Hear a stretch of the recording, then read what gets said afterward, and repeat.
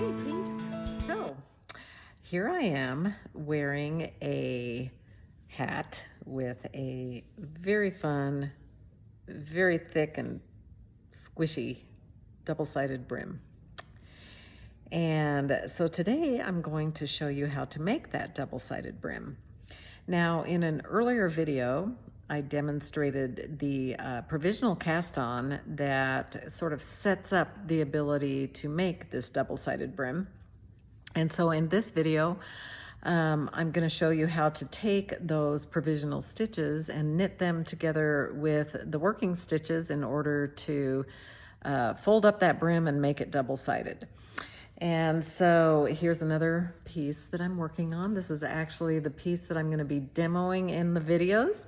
And so stay tuned, and I'm going to show you how to make this very fun, very soft, very thick, very squishy double-sided brim. All right, peeps. So here I have a knitted hat brim.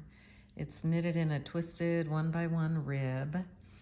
And what I eventually want to be able to do here is to fold this side of the brim up so that I can knit the stitches on the front and the back needles together to make a folded double brim. And so that's what I want to show you in this video. Right now, I'm in the process of undoing a provisional cast on to get the live stitches back so that we can knit the front side and the back side of those stitches together. And in my previous video on my website, you'll find a link to a tutorial on doing a crocheted provisional cast on. That's what I did at the beginning of this hat, and so now I'm just taking out that provisional cast on and getting those live stitches back, which I show you how to do in that video. And so I will make my way around here doing that, and when I'm done, I'll be back on and I'll show you how to fold that brim up and knit the two sides of the stitches together so that you end up with a folded double brim. I think you'll really enjoy seeing how it's done and actually doing it. It makes a really, really neat brim. So stay tuned. I'll be right back in the next video. Okay, so here I am finishing up getting those stitches back, and see if I can get all of this out here. Sometimes you just have to kind of work with it in the end to make sure you get everything. It can get a little weird in the end there, but we're getting there. And then we're just going to pull that remaining provisional thread out. And let's see, I think I had one stitch in the beginning that I kind of want to get straight. Okay, so here we are. So now you can see that we've got our provisional side that we picked up here, and then we've got the original side, and you can tell, or the provisional side was where we started, and this is where we ended when we ended our knitting. And you can tell that because the side where you ended your knitting, this is it's still attached to the ball of yarn. And so, you know, that's where you want to continue. And we want the outside of the brim to reflect the twisted ribbing. If you look on the inside, it looks just like kind of a regular ribbing. And so we don't really want to fold it up this way, although you could. It looks really pretty. I just kind of like the look of that twisted rib side. So that side is directional. And so we definitely will want to be folding this up towards the inside so that we get that pretty twisted rib effect. So this is a little bit awkward, making sure we're not going to be dropping any stitches. So we know we're going to be working with our working yarn starting over on the right hand needle, and we're going to just simply fold all this up into the inside so that the needles pop up on the other side like that. So all this is going to fold up to the inside so that we end up with 2 needles parallel to each other going around in a circle. The fact that we have this all joined in a circle makes it just a little bit more complicated, but it's not horrible. And so the thing you have to be careful of is not to drop any stitches. Where did I end up here? Gah. There I am. Okay, sorry about that, peeps. Anyway, so what I'm going to be doing now, and that's just a little spare thread, so we're just going to let that hang down the back. And here is my working yarn, so I'm going to be working with that. One of those needles is just going to be hanging out back here, and we're going to be knitting. So you can see I'm going to be knitting with my one needle in the right hand. There's another one that's just kind of hanging out beside it, and then we're going to be knitting 2 stitches at the same time off of these 2 needles. So it gets a little confusing. So here's my working yarn. I'm going to set it up like I'm starting to knit, and I'm just going to take I have 2 left-hand needles here side by side, 1 stitch from the front, 1 stitch from the back, and knit through them both, slide them both off. Again, 1 from the front,